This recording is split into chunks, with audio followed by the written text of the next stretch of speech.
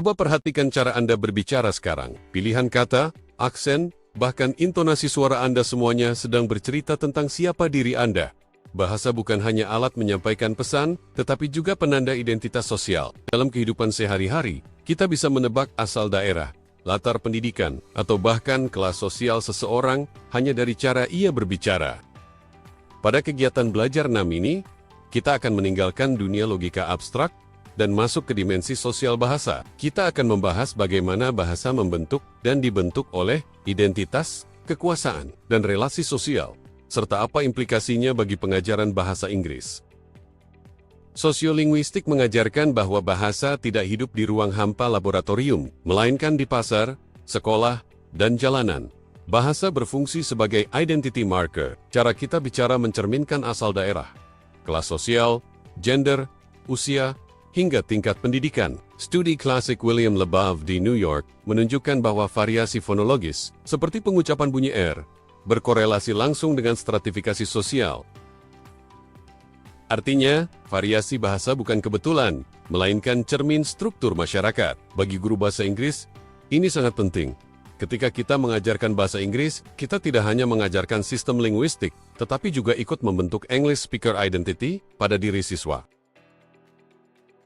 Pierre Bourdieu membawa kita lebih jauh dengan konsep bahasa sebagai modal budaya cultural capital. Bahasa baku, seperti Standard English, bukan sekadar alat komunikasi, tetapi juga instrumen kekuasaan. Siapa yang menguasainya memiliki akses ke privilege sosial, pendidikan tinggi, pekerjaan prestisius, dan pengakuan. Sekolah berfungsi sebagai pasar linguistik yang melegitimasi bahasa kelas dominan dan seringkali mendevaluasi dialek atau logat kelas bawah.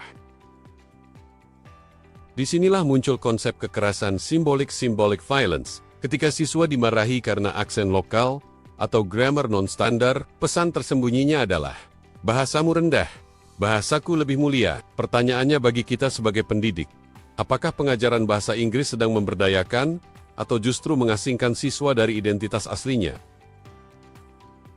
Dalam kajian Second Language Acquisition, Bonnie Norton memperkenalkan konsep identity and investment. Siswa belajar bahasa bukan hanya karena motivasi instrumental atau integratif, tetapi karena mereka berinvestasi identitas. Mereka berharap bahasa Inggris memberi return berupa status sosial yang lebih baik. Namun proses ini tidak selalu mulus. Banyak siswa merasa inferior, takut salah, atau bahkan kehilangan jati diri saat berbicara bahasa asing.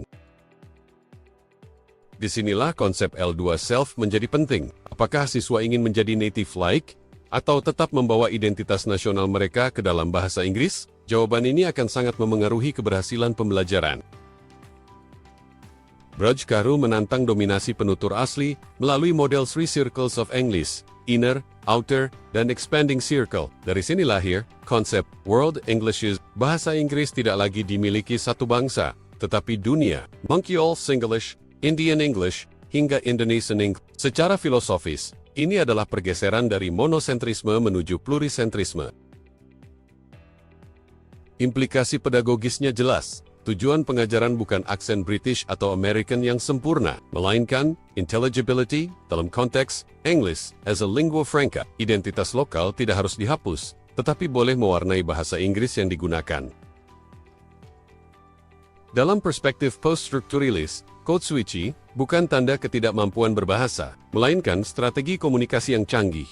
Ketika siswa berkata, "So, basically, aku tuh," ia sedang menegosiasikan identitas hibrida, global sekaligus lokal. Identitas tidak tunggal dan statis, tetapi fluid. Bahasa memungkinkan seseorang berpindah peran sesuai konteks sosialnya. Alih kode adalah ekspresi kreativitas linguistik, bukan kesalahan yang harus selalu dihukum. Menurut Etienne Wenger, belajar bahasa berarti masuk ke dalam communities of practice. Siswa memulai dari legitimate peripheral participation, lalu perlahan bergerak menuju full participation. Identitas terbentuk melalui partisipasi ini. Jika kelas bahasa Inggris menjadi ruang yang aman dan inklusif, siswa akan merasa belong. Sebaliknya, jika mereka terus dikoreksi dan dipermalukan, mereka akan menolak identitas penutur bahasa Inggris itu sendiri. Dan ketika identitas ditolak, pembelajaran pun gagal. Kita telah melihat bahwa bahasa adalah identitas, modal, dan arena negosiasi sosial. Dari sosiolinguistik hingga post-structuralism, Bahasa Inggris bukan sekadar sistem grammar, melainkan praktik sosial yang syarat kekuasaan dan makna identitas. Sebagai refleksi, renungkan pertanyaan ini. Ketika Anda mengoreksi bahasa siswa, identitas apa yang sedang Anda bangun atau hancurkan? Bagaimana kelas bahasa Inggris dapat menjadi ruang aman bagi identitas lokal sekaligus global? Pertanyaan ini penting untuk diskusi dan refleksi profesional Anda sebagai pendidik bahasa.